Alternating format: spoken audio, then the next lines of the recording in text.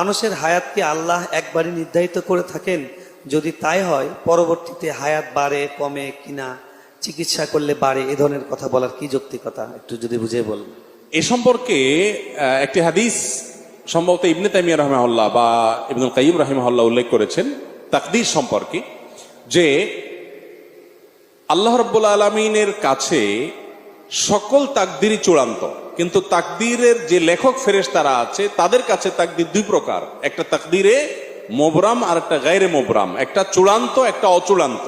ধরুন একটা মানুষ তিনি অসুস্থ হয়েছেন বা অ্যাক্সিডেন্ট করেছেন, এখন সে যদি টাইমলি হাসপাতালে যায় ট্রিটমেন্ট করে তাহলে সে এই পরিমাণ হায়াত পাবে, এটা হলো ঝুলন্ত মুআল্লাক বলতে পারেন। আরেকটা হলো যে না, প্রত্যেকটা মানুষের একটা লিমিটেড একটা ফিক্সড বাজেট আছে। ফর এক্সাম্পল আপনার 50 বছর আপনার বাজেট আছে হায়াত, বাকি